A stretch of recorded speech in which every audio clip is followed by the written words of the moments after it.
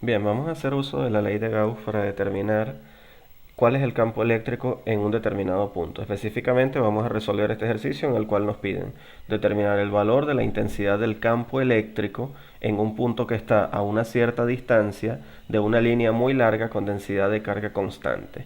Al decirnos que es una línea muy larga, ojo, anotemos por acá, lo que nos están diciendo es que la longitud de ella tiende al infinito. Bien.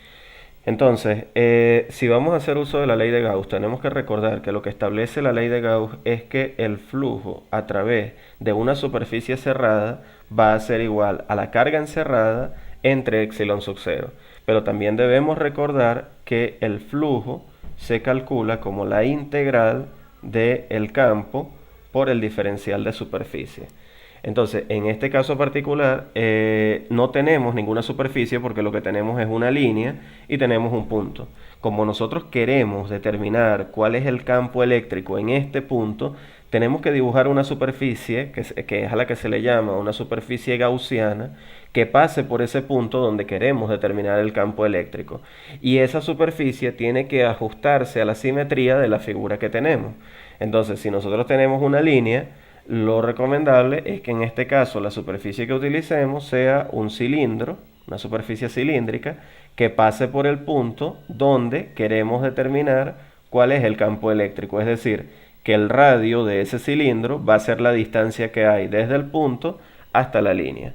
Entonces, aplicando la ley de Gauss, lo que nos queda es que la integral cerrada, porque es la integral sobre una superficie cerrada del campo, por el diferencial de superficie tiene que ser igual a la carga encerrada entre epsilon sub 0. ¿Bien? Entonces, recordemos que es el campo el que queremos determinar y acá en el integrando lo que tenemos es un producto punto entre dos vectores. Entonces, lo que nos queda es que sería la integral de magnitud del campo por magnitud de ds por el coseno del ángulo que existe entre estos dos vectores. Eso debe ser igual a la carga encerrada entre epsilon sub 0. Entonces, si asumimos que la carga es positiva, porque como no nos están indicando que sea negativa, vamos a asumir que es positiva, las líneas de campo eléctrico deben venir hacia afuera. Y en este caso, el vector superficie, los vectores diferenciales de superficie deben ser perpendiculares a la superficie, por lo tanto terminan siendo paralelos a los vectores campo eléctrico, por lo tanto el ángulo que hay entre los vectores es 0 y el coseno de 0 es 1. Es decir, lo que nos va a quedar va a ser que la integral de la intensidad del campo por el diferencial de superficie va a ser igual a la carga encerrada entre epsilon sub 0. ¿Qué nos falta por conocer? Pues bueno, nos falta por conocer quién es la carga encerrada y quién es el diferencial de superficie. En este caso vemos que el campo, si volvemos y vemos la figura original, vemos que el campo va a ser en magnitud, va a ser constante sobre toda la superficie, puesto que todos los puntos equidistan de la línea, ¿sí? Entonces, en este caso, lo que nos va a quedar va a ser que el campo es una constante, la integral de los diferenciales de superficie pues es la superficie, y eso va a ser igual a la carga encerrada entre epsilon sub 0. Si no has visto aún integrales y necesitas resolver este ejercicio utilizando la ley de Gauss, puedes partir de este punto, ¿ok? Lo que se hizo anteriormente, digamos que era un formalismo, pero tú a nivel de secundaria, si no has visto integrales, puedes partir de acá, de decir que el campo por la superficie va a ser igual a Q sub 0 entre epsilon 0, porque tanto esto como esto son expresiones para el flujo de campo eléctrico, ¿sí? Entonces, ¿qué es lo que nos va quedando? Recordemos que queremos determinar es el campo eléctrico. Bueno, el campo eléctrico va a ser igual a la carga encerrada entre epsilon sub 0 por la superficie gaussiana. Entonces no conocemos quién es la superficie y no conocemos quién es la carga encerrada.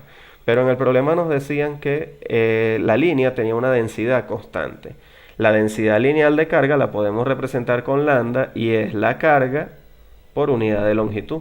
Por lo tanto, si nosotros queremos es la carga encerrada, la podemos expresar como una función de la densidad, que sería la densidad por la longitud. Y eso lo sustituiríamos acá. Y en cuanto a la superficie, pues debemos tomar en cuenta que la superficie con la que estamos trabajando es la superficie de un cilindro, y la superficie de un cilindro, de la parte curva de un cilindro, va a ser 2pi por el radio por la altura. En este caso particular estamos viendo que el radio es la distancia x a la que está la superficie de la línea. Entonces, pues el radio sería x y nos va a quedar que 2pi por x por L.